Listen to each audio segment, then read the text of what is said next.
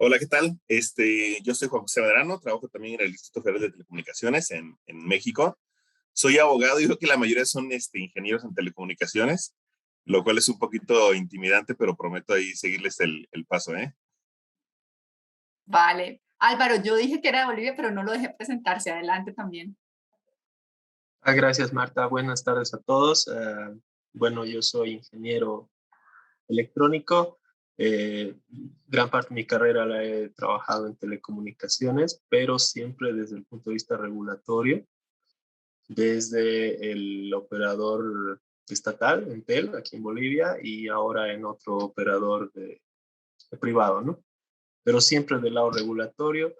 Pienso que el Wi-Fi 6 como el 5G, el IoT, tienen mucha implicancia y hay que articular ciertas cosas regulatorias para que funcionen plenamente y por eso es mi expectativa, ¿no?, del curso. Bueno, el módulo 3 lo espero participando activamente, porque esa es la parte regulatoria fuerte.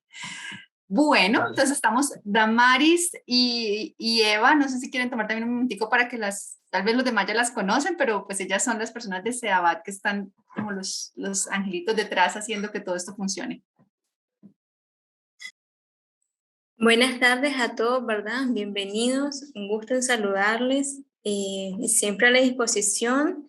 Recuerden que cualquier duda o consulta las pueden hacer, ¿verdad? Ya sea por vía chat, por nuestro número de WhatsApp o correo electrónico, siempre a la disposición de cada uno de ustedes y estamos para servirles.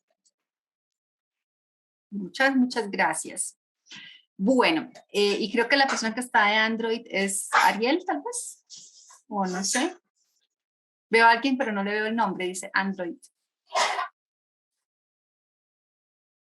Bueno, vamos a quedarnos por ahora con la duda. Entonces, por favor, si tienen dudas, escriben ahí o levantan la mano. Voy a volver a compartir pantalla, ahí no los puedo ver, pero bueno, ya entremos en materia. Voy a hablar un poco rápido porque hay conceptos básicos y esto en cierta parte ya está en el texto que ustedes van a leer y revisar. Entonces, bueno, el concepto general, que vamos a profundizar en esto en el módulo 3, así que tranquilos. Hablamos de sistemas de acceso inalámbrico o sistemas UAS, por sus siglas en inglés, y en general tienen características como que son sistemas de banda ancha, baja potencia y corto alcance, que operan o pueden operar sobre una base de no interferencia y no protección de interferencia, es decir, somos buenos para coexistir y para convivir, no interfiero al otro, pero tampoco exijo que no me interfiera. Dentro de estos sistemas WAS se encuentran las redes RLAN, que son redes de área local, y estas redes, generalmente así, cuando hablamos de Wi-Fi en el ambiente, por ejemplo, de la UIT o a nivel de CPT, hablamos de WAS/RLAN. Entonces, como la manera como nos referimos en muchas recomendaciones. Dentro de los sistemas WAS están las redes de área local inalámbrica, están los dispositivos de Bluetooth, pueden estar también otros dispositivos de la familia de estándares IEEE 802.11 y esos dispositivos, ya vamos a ver un poco más cuál es la relación con la alianza de Wi-Fi, pero el nombre de Wi-Fi viene realmente es de la denominación que hace la alianza Wi-Fi o Wi-Fi Alliance. Para mí este curso es súper interesante porque aquí es un poco más un tema personal. Cuando yo hice mi proyecto de grado en pregrado, hace ya muchos años, el proyecto de grado fue montar la primera red Wi-Fi que hubo en la universidad. Entonces hice un poco de arqueología de archivos, van a encontrar unas imágenes muy antiguas, pero vienen de esa época, de lo que fue mi proyecto de grado, y en ese momento cuando se fue a montar la red LAN, pues era hacer todo el diseño de la red para el área electrónica solamente, que fue la primera red de la universidad que les decía, y también hacer unas guías de cómo empezar a utilizar Wi-Fi. Entonces, en ese momento, por supuesto, los computadores no tenían embebido Wi-Fi, módulos Wi-Fi, entonces eran dispositivos externos. Uno conectaba el dispositivo cliente, uno tenía el access point, también lo configuraba, y el cliente se conectaba al computador.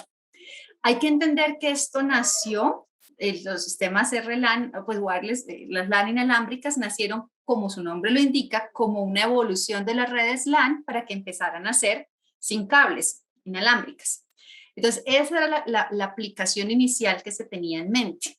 Hoy en día vemos que ya Wi-Fi, como decíamos hace un momento, como decía Raúl, ya está en todos los dispositivos, cada vez hay más dispositivos que se conectan con chipsets Wi-Fi y pues esto ha crecido mucho, pero en un principio era así. Y hoy en día, ¿por qué decimos que es una historia de éxito? Porque se ha masificado de tal manera que ya hay economías de escala globales y los precios son bajos comparados con los precios de otras tecnologías, de tal manera que pueden estar en más cantidad de dispositivos. Wi-Fi está presente actualmente en todos los computadores, en laptops y puntos de acceso. También está presente, o sea, imaginarnos un router sin Wi-Fi, como que ya es, bueno, habrán algunos equipos de redes, pero pues ya viene Wi-Fi por defecto. Está en la gran mayoría de teléfonos, sobre todo en los smartphones y en las tabletas. Incluso hay tabletas que no tienen módulos de terminales móviles, pero sí tienen módulos de Wi-Fi. Y también viene una nueva ola de dispositivos en equipos cliente y en dispositivos de Internet de las cosas. Entonces hay también un gran auge en aplicaciones en el hogar. Vamos a entrar aquí un poco a ver estas imágenes son las proyecciones de Cisco sobre crecimiento de tráfico global. Entonces, hay varias imágenes, vamos a empezar. En esta es el tráfico global sobre Internet, en IP. Tenemos el año 2017 hasta 2022. La primera cosa que podemos observar es que viene creciendo, ¿cierto? Estamos hablando de exabytes por meses, o sea, realmente es mucho tráfico.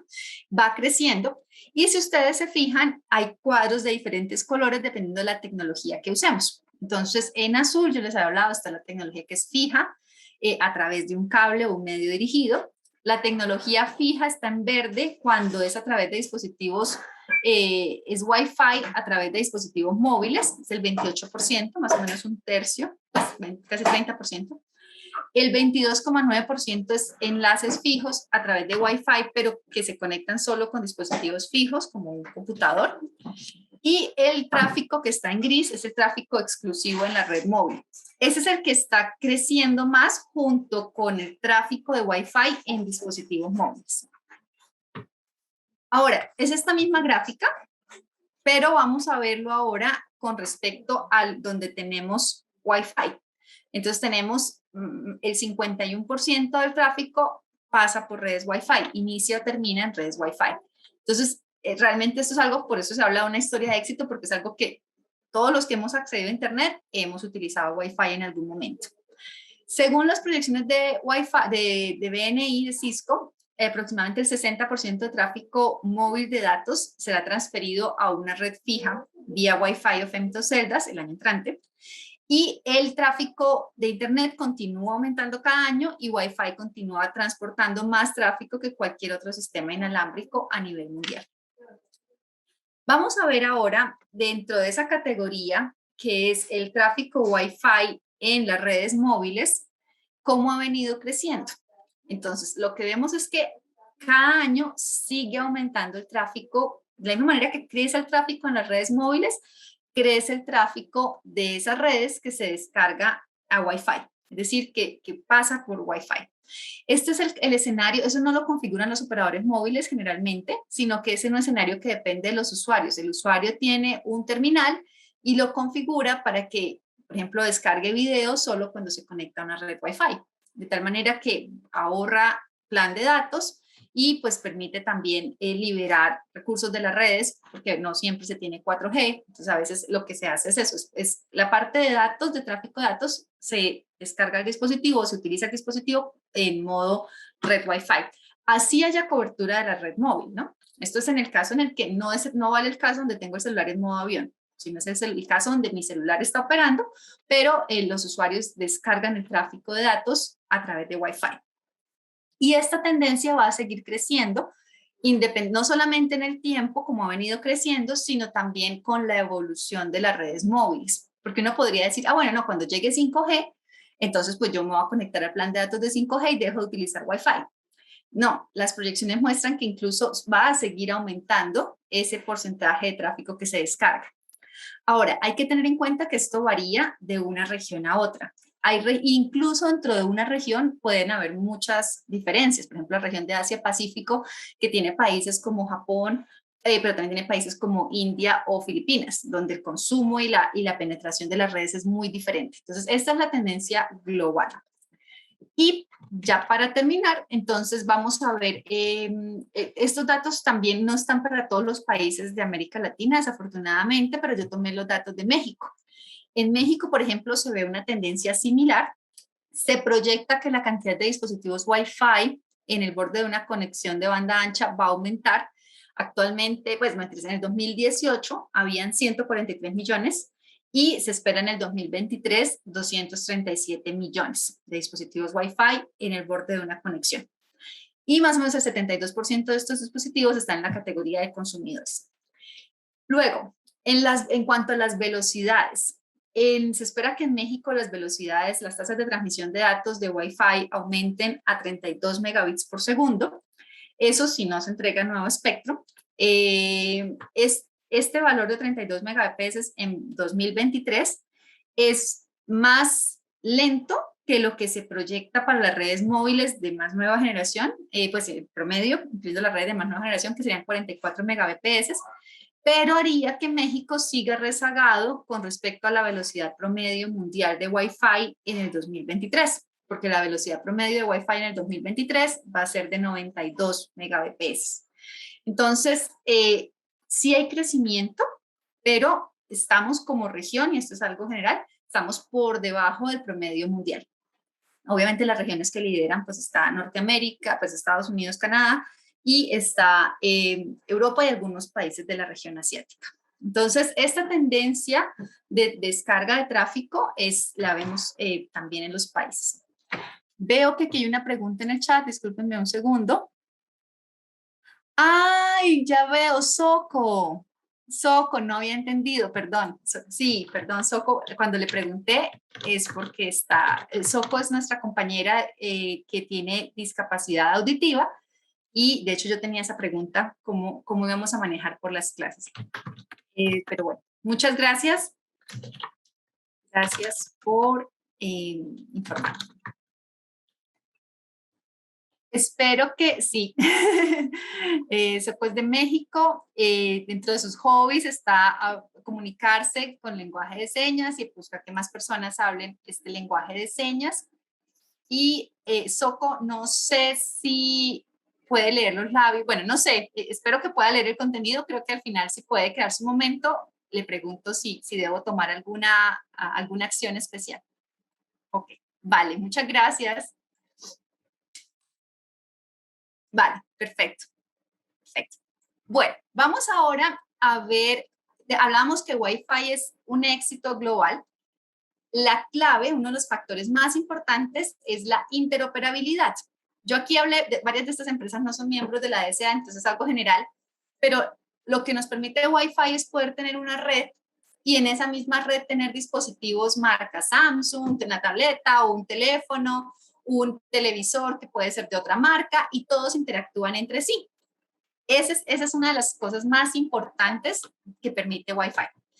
Y esa interoperabilidad, ahí es donde vamos a ver dos aspectos. Uno es la parte del estándar. Entonces, hay un comité que es el 802.11 de la IEEE, el Instituto de Ingenieros Electricistas y Electrónicos, que desarrolló un conjunto de especificaciones con la cual se crearon las bases de Wi-Fi. Aparte de esto, para garantizar la interoperabilidad entre los dispositivos, se creó un grupo industrial encargado de certificar los equipos de sus miembros. Este grupo fue creciendo y creciendo y hoy en día es la alianza Wi-Fi, que prácticamente es la que determina cuáles equipos son certificados y permite que haya toda esta interoperabilidad y economía global.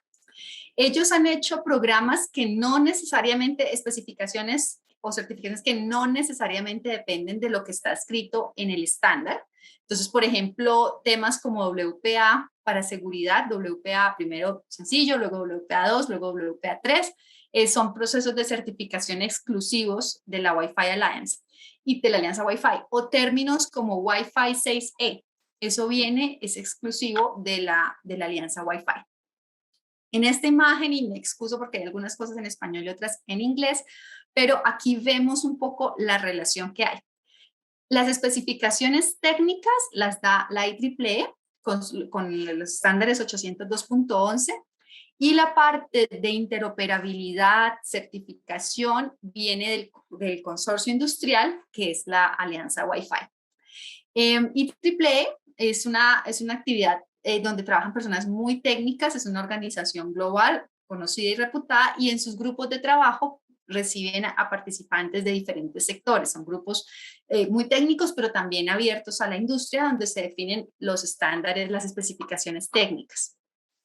Luego, esas especificaciones técnicas, cuando ya se busca que los equipos sean certificados, entonces pasan por el trabajo de la Alianza Wi-Fi, y así es que logramos tener un ecosistema más amplio. El rol de lo que hace la Wi-Fi Alliance aquí en este material, sobre todo en el módulo 1, van a encontrar bastantes referencias a lo que hace la Alianza Wi-Fi. Ellos se encargan de la interoperabilidad de productos de redes LAN inalámbricas, tendencias de mercado. Entonces ellos realimentan el trabajo de la IEEE para poder actualizar los estándares de acuerdo a lo que pide el mercado. Vamos a ver algunos ejemplos. Promueven el uso de Wi-Fi, por supuesto, y también trabajan en el proceso de estandarización para buscar que hayan como nuevas aplicaciones. En la familia primero está el grupo IEEE 802. Ahí tenemos muchos estándares. Yo creo que ustedes han escuchado hablar de pues, Bluetooth, por supuesto. En alguna época hablábamos de WiMAX, que es el 802.16. Hablamos de Zigbee. Es decir, tenemos varios estándares que son de la misma familia 802, pero lo que tiene que ver con Wi-Fi y con redes LAN inalámbricas es el 802.11. Y dentro del 802.11 hay toda una familia también de dispositivos. Entonces, todo esto empezó a finales de los 90. Cada vez fue tomando más y más uso, se empezaron a desarrollar más sistemas. Esta es una foto de 2005. La traje porque me parece interesante desde el punto de vista histórico, donde pensemos cómo era el ecosistema en ese momento. En ese momento, para los estándares que teníamos de telefonía móvil, estábamos hablando de GSM, estaba empezando el tema de 3G, y aquí podemos ver las tasas de transmisión de datos que teníamos con los sistemas. HSDPA nos ofrecía 10 megabits por segundo. En ese contexto, poder tener un sistema inalámbrico para redes LAN que podía ofrecer 54 megabits por segundo, como era el caso de los estándares 802.11a o 802.11g, realmente era fundamental porque teníamos tasas de transmisión de datos mucho más altas. Esto con el tema de convergencia cada vez vamos viendo como diferentes procesos, pero este era el escenario. WiMAX, que en su momento fue una tecnología que compitió de alguna manera con LTE y que hoy en día ya cayó en desuso por temas de mercado, no por temas técnicos. Teníamos también, estaba saliendo y desarrollándose todo lo que tiene que ver con ultra wideband, que fue adoptada en Estados Unidos y en Europa, pero con muchas restricciones que hoy en día hay muchos países en la región que ya tienen. Pero bueno, aquí tenemos como un panorama. Y ese vacío de poder tener altas tasas de transmisión de datos en ambientes que hoy llamamos fijos, pero que en ese momento, cuando uno lee la bibliografía anterior, se hablaba de móviles, porque en vez de tener una LAN cableada y tener un computador que yo no podía mover, podía empezar a utilizar portátiles en el espacio de una oficina o de un hogar y poderme desplazar a través de ese espacio. Esto fue importante en las especificaciones de los estándares.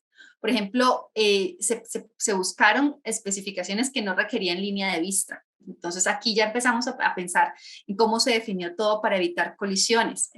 Aquí hay muchas cosas que vienen desde la historia porque la primera aplicación de Wi-Fi era una manera de reemplazar las redes LAN cableadas o de complementarlas para tener cierta movilidad. Bueno, aquí veo comentarios. Sí, Ana Beatriz pregunta si vamos a compartir la presentación. Sí, eso se sube al espacio.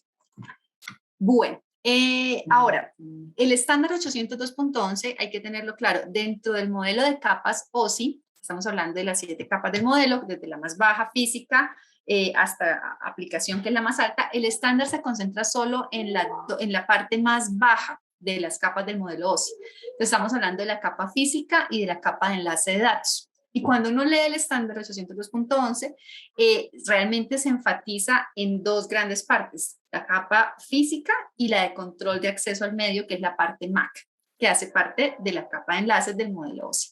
Estamos hablando de la parte más baja. Entonces, ahí, a eso es a lo que se refiere el estándar. Según el estándar, el bloque más elemental de una red LAN inalámbrica es lo que se conoce como un BSS, que es un Basic Service Set. Es un conjunto que consta de varias estaciones, en el estándar la llaman STAs, que ejecutan el mismo protocolo MAC y que compiten para acceder al medio compartido. Entonces, así, esa es la definición que damos del estándar. En este dibujo, por ejemplo, ustedes ven dos BSS que tienen cada una dos estaciones. Cuando miramos el tipo de redes Wi-Fi, vamos a considerar inicialmente, cuando todo salió en el estándar, habían dos tipos de redes, las redes ad hoc y las redes infraestructura.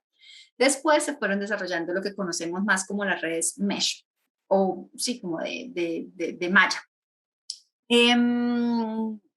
Aquí rápidamente la red de infraestructura hoy en día son las más utilizadas. Es el modelo tradicional donde hay un punto de acceso, unas estaciones que se conectan. Las redes ad hoc, cuando salió Wi-Fi se esperaba que iban a ser el caso de uso porque se imaginaban que podíamos entrar a una sala de reuniones y todos llevaban su computador portátil y entre ellos se conectaban. Entonces ese era un modo de configuración de red ad hoc. En la práctica eso no fue tan así porque al final siempre se pasaba, era mejor pasar por una estructura de infraestructura con un access point y poder tener acceso a una red externa. Entonces la mayoría de los dispositivos se conectan entre sí pero pasando por un punto de acceso. Y también la configuración era complicada porque entonces había que crear un SSID, una red propia para esa configuración ad hoc. Entonces no era tan sencillo. Hoy en día la Wi-Fi Alliance lo que tiene es desarrollado una cosa que llamamos Wi-Fi Direct que vamos, espero que lo cubramos dentro del foro, esa es una de las preguntas, ¿qué aplicaciones tenemos de Wi-Fi? Entonces, por ejemplo, esta es una que permite hacer conexiones punto a punto para facilitar, por ejemplo, el envío de datos de un computador a una impresora. Entonces ahí se usa Wi-Fi Direct, no hay necesidad de configurar una red ad hoc. Hay otras aplicaciones que no vamos a alcanzar a ver acá, pero por ejemplo son muy interesantes ahora para personas mayores. Si hay una red Wi-Fi en el hogar, como hay tantos dispositivos conectados, pueden hacer algo de censado. Entonces, por ejemplo, una persona que viva sola, la red podría ser capaz de detectar que la persona en ese día no se movió y dar una alerta diciendo aquí no hubo movimiento. Ese tipo de cosas también se empiezan a hacer. Y luego el tercer tipo de redes, pero eso lo vamos a ver en la parte de aplicaciones. Entonces ahí espero que ustedes busquen casos y comenten. El tercer tipo de redes son las redes mesh, que ya son, realmente nacen un poco con esa idea de tener todo conectado a Internet. Entonces, cuando se hablaba de que cada poste se pueda conectar a Internet y entonces creábamos grandes redes donde se van compartiendo datos entre ellas, el mismo concepto de informática de una malla, pero también pues aplicado aquí a las redes Wi-Fi. Este, por ejemplo, es uno de los dibujos que les decía que son antiguos, pero explican el concepto perfectamente. Entonces, la red ad hoc solo tenemos terminales Wi-Fi. Entonces, entre ellos se conectan. Solamente está compuesta de estaciones en un rango mutuo y se hace sin necesidad de pasar por un punto de acceso. Luego tenemos estas redes independientes, estas BSS, pueden acceder a un sistema de distribución. Entonces, cuando se accede a ese sistema de distribución, hablamos de un punto de acceso a ese sistema de distribución. Y ahí es donde empezamos a tener como portales o puntos de acceso que permiten esa conectividad entre diferentes redes. Y ahí es donde hablamos entonces de una red tipo infraestructura. Entonces están todas las estaciones conectadas a un punto de acceso que puede estar conectado a una red cableada o él mismo tener otro tipo de conexión para poder pasar a una red como Internet. En las redes mesh tenemos lo que les hablaba hace un momento de poder tener muchos radios conectados entre sí y lo que permite una de las ventajas de este tipo de conexión es que tengo más facilidad de redundancia, es decir, si un nodo se cae, pues todos los demás nodos pueden continuar la comunicación. Han sido populares, de hecho, un estándar que desarrolló la IEEE, pero ese no pegó tanto realmente. Y bueno, generalmente se utilizan más para aplicaciones específicas empresariales o para cubrir cierto campus con una red particular. Tenemos también algunos casos de repetidores y extensores, o sea, de terminales que extienden la red y de alguna manera vienen a ser una especie de red mesh, donde, por ejemplo, en una casa, hoy en día vemos que para lograr mejorar la cobertura en cierto punto, entonces se agregan equipos que extienden esa configuración. También lo hemos visto para sistemas outdoor de conectividad, por ejemplo, rural. Entonces, la empresa, el ISP, tiene su punto de acceso y le pone otros terminales que actúan como repetidores para extender el alcance de la red. En el hogar tenemos diferentes aplicaciones.